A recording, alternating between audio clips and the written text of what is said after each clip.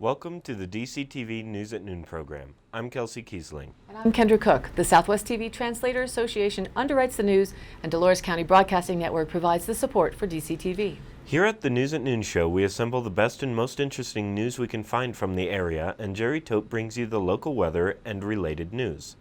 Give us a call with news tips or topics you'd like to see covered. The number is 677-4119. We appreciate that you're watching DCTV. Today's show is live on Wednesday at noon and rebroadcast at 2:30 and 8 p.m. and again re-aired on Saturday at noon, 2:30 and 8. It's September 28th, 2016. Here's the news.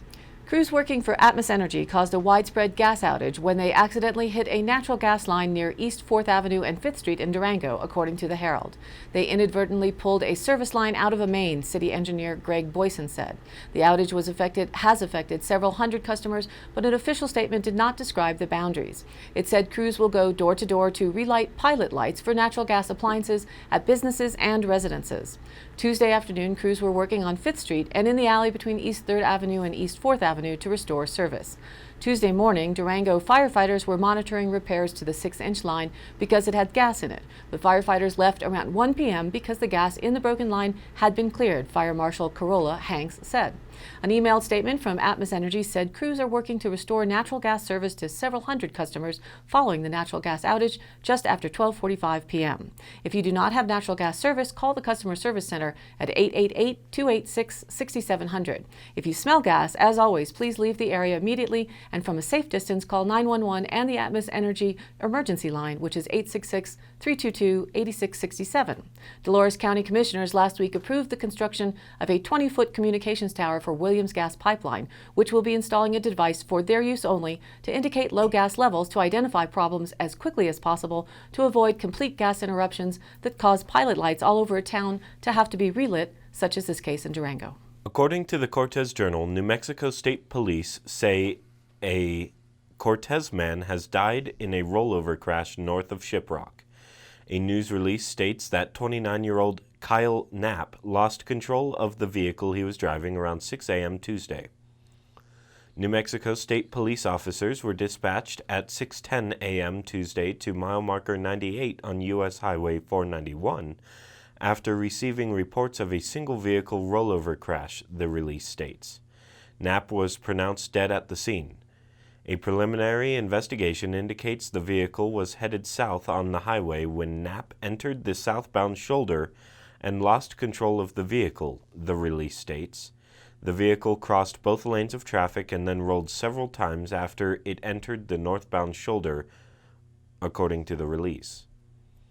State police say the cause of the crash is under investigation. All of the Journal papers reported on Monday's BLM meeting for the master plan in Montezuma County, and apparently the discussion got heated as representatives from the BLM visited the Montezuma County Commissioners to discuss the agency's proposal for a master lease plan for Southwest Colorado.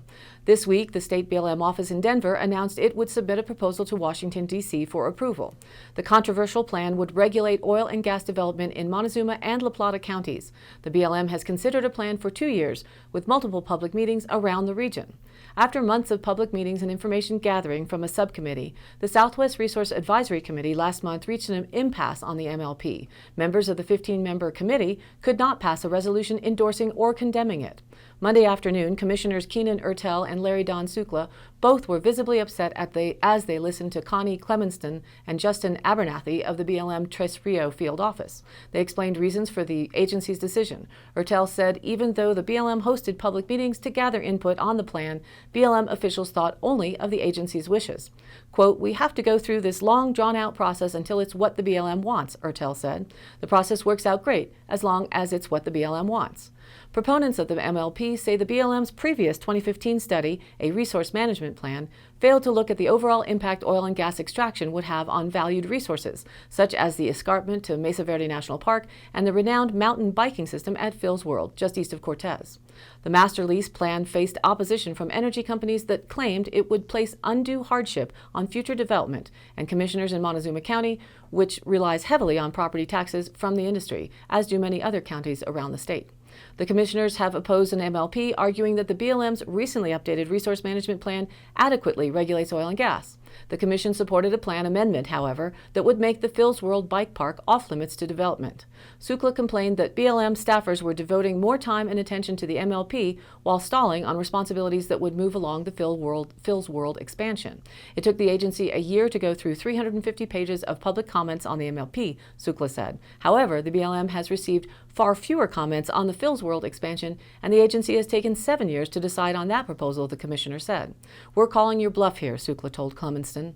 Clemenston, manager of the BLM Tres Rio office, said the BLM had been involved with the Phil's World expansion for just 3 years. She said the agency has a multitude of responsibilities, but BLM staffers are listening to the commissioner's opinions on the MLP, Phil's World expansion, and other issues. Clemenston said the BLM has a broader scope and a much larger constituency to consider. According to the Durango Herald, an Albuquerque police officer trained to handle encounters with the mentally ill had spent more than an hour with a homeless man on a hillside, telling him to drop his knives while making progress in negotiations before tactical officers moved in to replace him.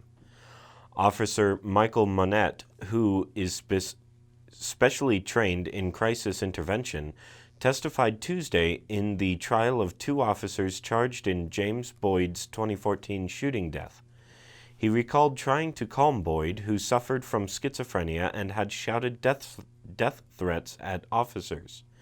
Police originally were called by a resident to Boyd's illegal campsite, where authorities say he brandished 2 knives when officers arrived.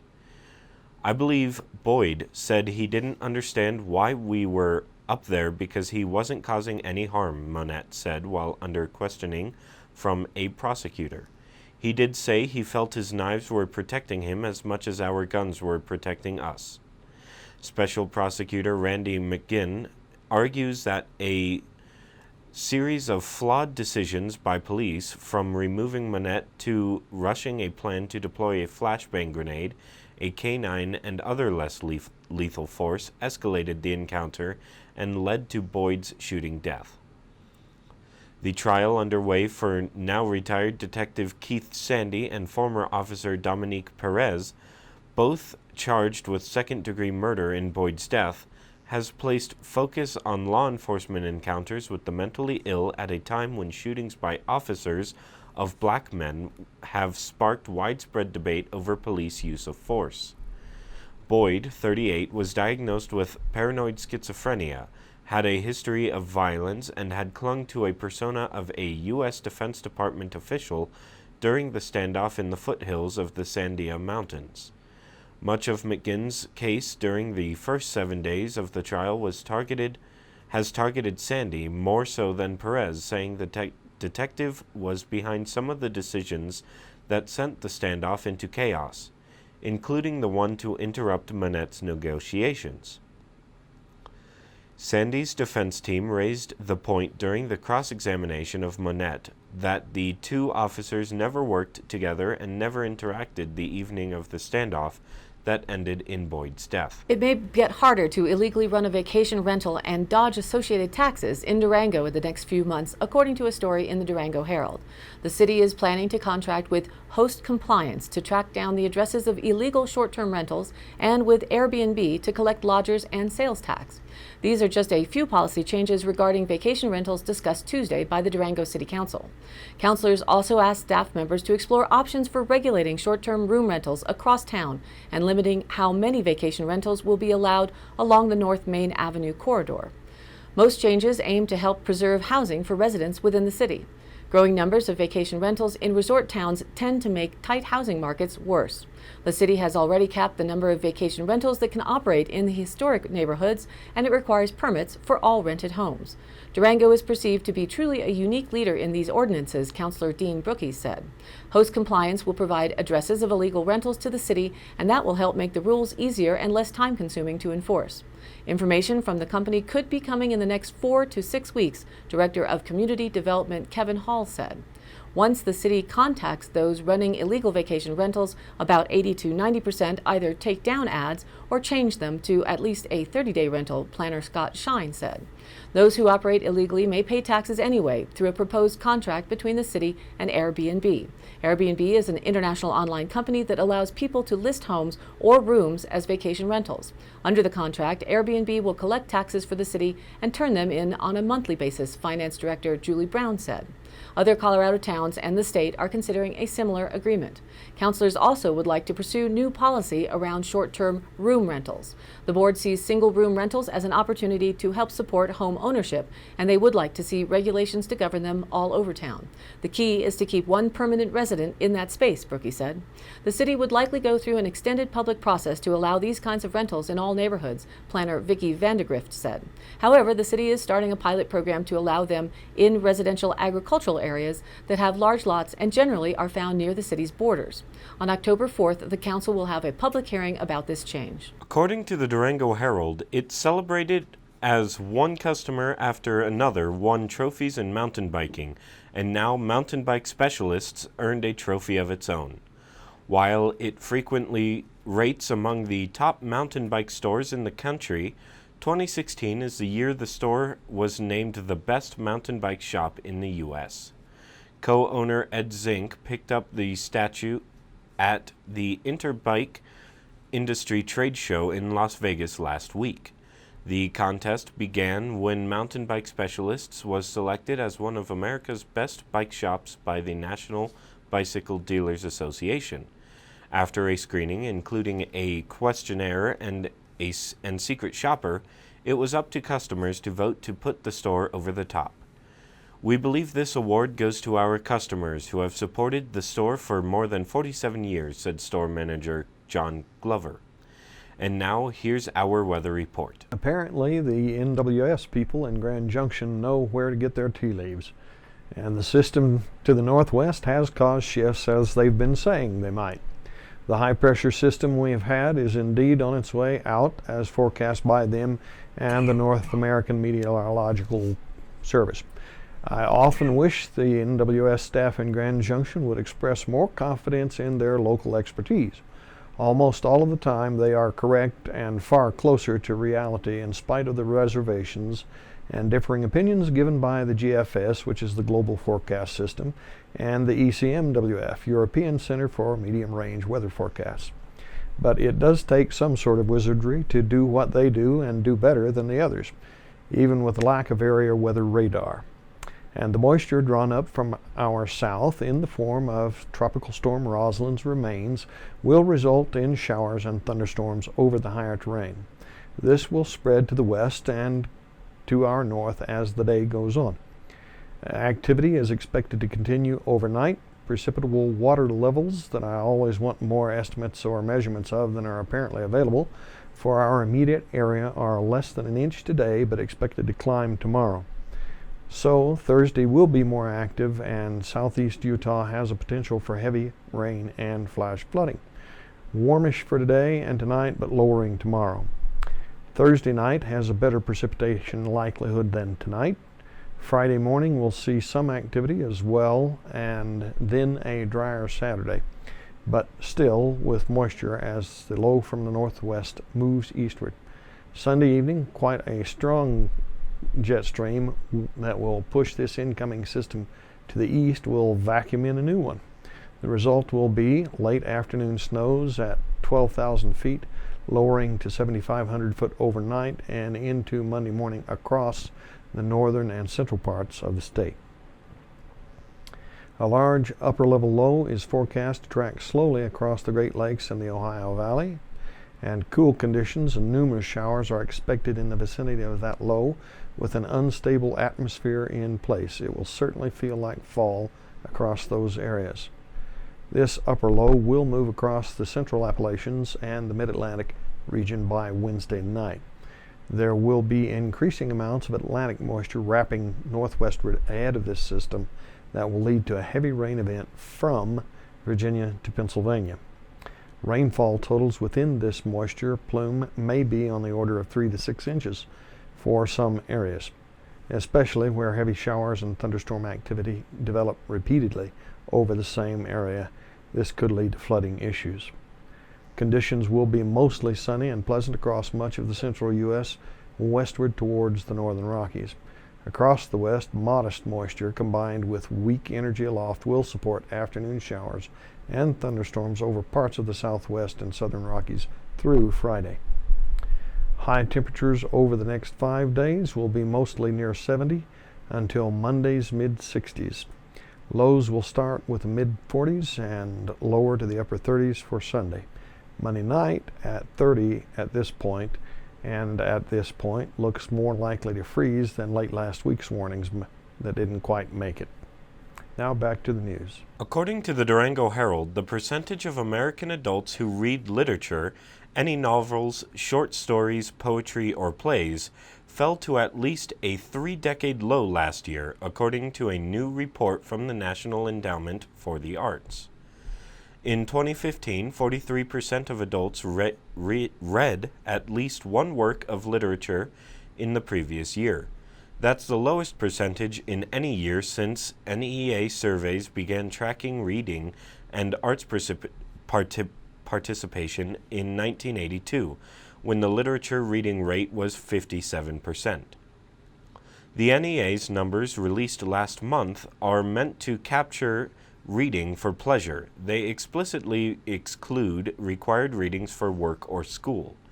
The survey also makes no differentiation between physical books and works read on e-readers in an attempt to capture the broadest possible range of leisure reading.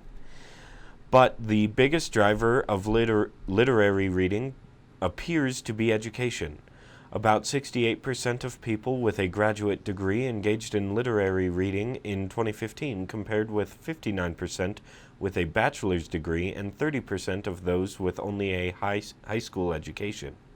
Since the share of American adults with a bachelor's degree or more has nearly doubled since 1982, you might expect to see a concomitant rise in literary reading.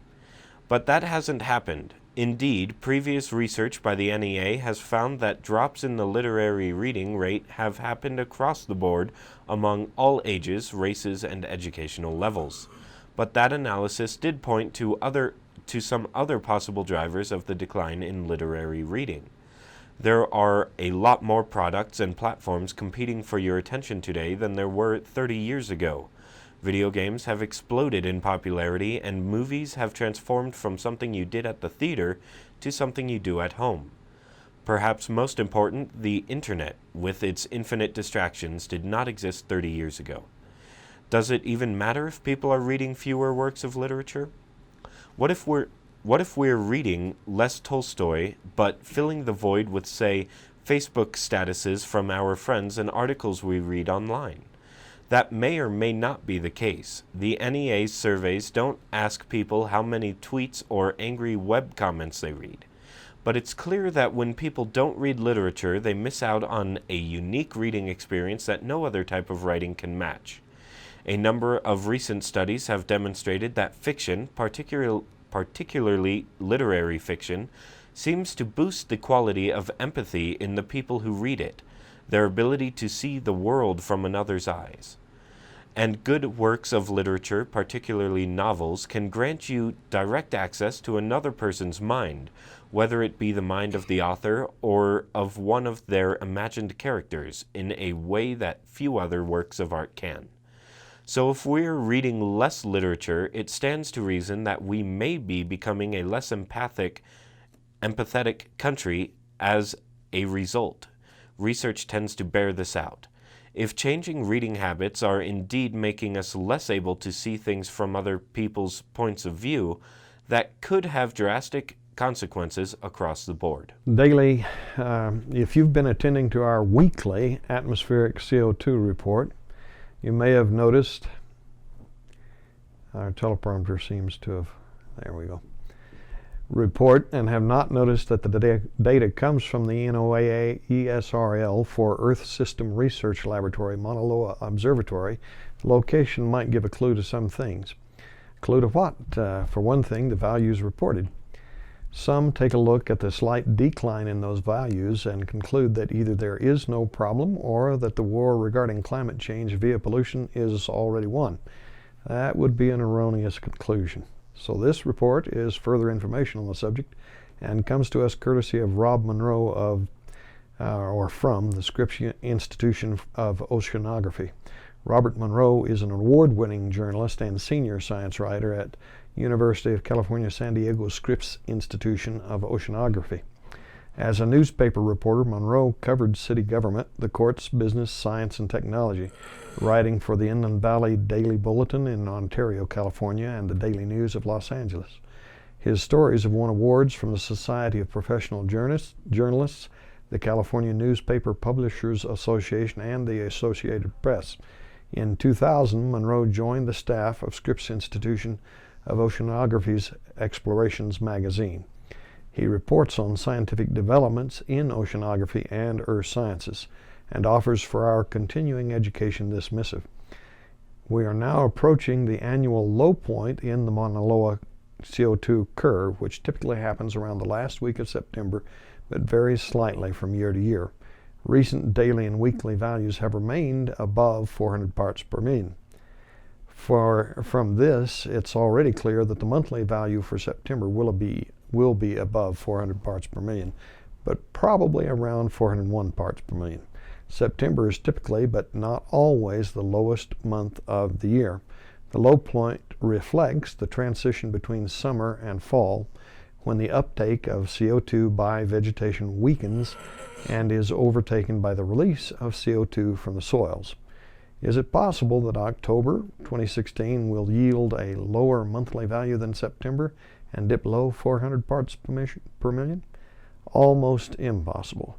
Over the past 20 years, there were 4 years, 2002, 2008, 2009, and 2012, in which the monthly value for October was lower than September. But in those years, the decrease from September to October was almost, or at most, 0.45 parts per million, which is pretty low, which would not seem to be enough to push October values below 400 parts per million this year. The monthly value for October will therefore almost certainly stay above 400 parts per million and probably will be higher than 401 parts per million. By November, we'll be marching up the rising half of the cycle, pushing towards new highs and perhaps even breaking the 410 parts per million barrier. Concentrations will probably hover around 401 parts per million over the next month as we sit near the annual low point. Brief excursions towards lower values are still possible, but it already seems safe to conclude that we won't be seeing a monthly value below 400 parts per million this year, or probably ever again, at least for an indefinite future. According to the Durango Herald, it is a double-edged cyber sword, a negative review of a restaurant or other business posted for the world to see. Anyone who pursues Yelp, TripAdvisor, Google, and companies' own websites can see complaints about bad food, surly sales associates, late deliveries, or defective merchandise. But some business owners, even when they are chagrined or embarrassed, regard a bad review as valuable information that will help them improve. Jeff Gates, who co-owns 8 restaurants in the Boston area, says online reviews give him a steady flow of feedback and likens them to the comment cards few diners fill out. He reads and responds to every post and consults with staffers to understand what worked and what didn't. If multiple people are picking up on the same issue, that's something we really want to focus on, says Gates, whose restaurants include Aquatine and Gaslight Brazier. Some negative reviews may be inevitable, especially with a business that has hundreds of customer interactions each day. Owners who contact reviewers are sometimes able to get a bad review updated and improved, but even businesses that take a constructive attitude can find it difficult or even impossible to get a review removed. They can appeal to site operators, but most reviews stand. Some angry business owners have sued people who wrote the reviews, but unless they can prove they were libeled because of false information, they're not likely to win. Some businesses have also sued sites like Yelp, but also unsuccessfully. Recently, a federal appeals court ruled against an owner who contended that Yelp should be held responsible for a negative review. Lawmakers are taking steps to protect reviewers and review sites. The House has passed a bill that would prevent businesses from requiring customers to sign agreements that they won't post negative reviews. A similar Senate version passed last year, so the two will have to be reconciled before the measure goes to the president. A law outlawing such agreements took effect in California last year. A Durango Herald AP story states that lawyers for a coalition of states and businesses reliant on fossil fuels made their case Tuesday to a federal appeals court that President Barack Obama's plan to curtail climate-warming greenhouse gases is an unconstitutional power grab. The Clean Power Plan, which aims to ratchet down carbon emissions from coal-burning power plants, has been challenged by more than 24 mostly Republican-led states led by West Virginia and Texas, as well as allied industry groups that profit from mining and burning coal. Colorado is among the states seeking a curtailment of Obama's plan. The opponents contend the carbon-cutting plan unveiled by the EPA will kill coal mining jobs and drive up electricity costs. The Obama administration, some Democratic-led states, and environmental groups counter it will spur hundreds of thousands of new clean energy jobs, installing emissions-free wind turbines and solar panels. The Supreme Court has delayed implementation until the legal challenges are resolved. The rules are considered essential to the United States meeting emissions reduction targets in a global climate agreement signed in Paris last year. The plan aims to help stave off the worst predicted impacts of climate change by reducing carbon dioxide emissions at existing power plants by about 1/3 by 2030. Regardless of which side prevails at the appeals level, the issue is considered likely to end up being decided by the Supreme Court. Appearing Tuesday before a 10-judge panel of the U.S. Court of Appeals for the District of Columbia Circuit, West Virginia Solicitor General Elbert Lynn argued that the EPA had overstepped the regulatory authority provided it by Congress to impose emission standards under the Clean Air Act. By limiting carbon emissions as it does other pollutants, such as mercury and sulfur dioxide, Lynn said the EPA was in effect requiring states to transform their electricity generation systems by favoring one source over another energy. West Virginia's economy is reliant on coal mining and gets 96% of its electricity from coal-fired plants. This rule is not about improving the performance of existing power plants, Lynn told the judges. It's about shutting them down. Much of the legal debate focused on the EPA's existing rulemaking authority under the Clean Air Act to implement the, quote, best system of emissions reduction, and whether Congress meant the word system to apply only to the machinery inside power plants or more broadly to the various ways that electricity can be generated. And now for the Dolores County Sheriff's Roundup for the week of September 19th through the 25th. A man was arrested for violation of a protection order. A road rage incident on Highway 145 led to an assault on a pedestrian. This incident is under investigation. A suspicious vehicle was reported by a resident motorist. While on routine patrol, a deputy noticed a window broken at a former town business. The owner of the building filed a report. That's it for today's Roundup. Stay tuned next week for more updates. For today's High Country happenings, Utah State Trust Lands will be selling 2 properties in southeast Utah at an auction on October 19th. One is 6 miles from Bluff on Combridge, and the other is near Monticello on the road to Canyonlands National Park. For more details, call 877-526-3725 or visit online trustlands.utah.gov. A Healthy Forest, Healthy Communities presentation on reducing wildfire risk on public and private lands will run from 9 a.m. to noon on Saturday, October 1st at the Pine River Library in Bayfield. A barbecue lunch, courtesy of the La Plata County Conservation District, will be held after the presentation. Attendees will learn about specific local fire risks, grant opportunities, and home and property preparation. The role of fire in the Ponderosa Pine ecosystem also will be discussed. RSVP to Laura Knapp at 259-3289 Extension 3. Time is beginning to run out for local residents who are participating in the 101 Ways to Experience San Juan County, Utah contest. The contest ends on September 30th and entries will be due to the San Juan Record by Friday, October 7th. Dozens of people are reportedly involved in the race to rack up as many points as possible. An annual publication of the San Juan Chamber of Commerce and San Juan Record lists a host of fun ideas for newcomers and old-timers alike. The mini adventures cover the length and breadth of San Juan County. Submit your entries on Instagram at #SJR101 or send them to the San Juan Record, sjrnews@frontiernet.net. Winners will vie for a grand prize, which is a Jeep adventure or river trip from Four Corners Adventures. The next 4 winners will receive vouchers for 4 to a San Juan County restaurant, and the remaining winners will receive a #SJR101 travel bag. Getting ready for Halloween, this Friday and Saturday from 10 to 4 p.m., a Pick Your Pumpkin Patch will be open at 65488 Highway 491. It's the Dave's Farm. Pumpkins are $5 each and pick at your own risk. And as we broke the news yesterday on DCTV, that in October, the Greater Dove Creek Chamber of Commerce is being restarted, headed by Kendra Cook, myself, as manager. The first steps will be to organize and reestablish the website and connect with local businesses that would like to be involved again.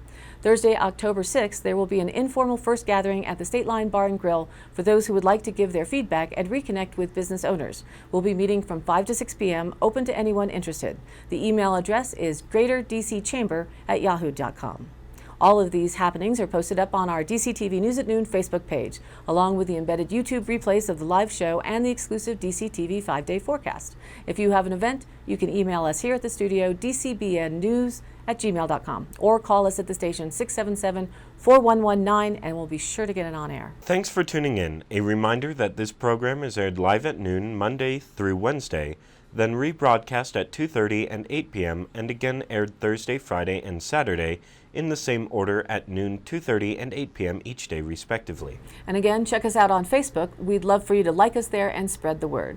For Kendra Cook, Jerry Tope, and everyone at DCTV with the News at Noon program out of Dove Creek, USA, I'm Kelsey Kiesling. Thanks for watching. We'll be back with new shows next week.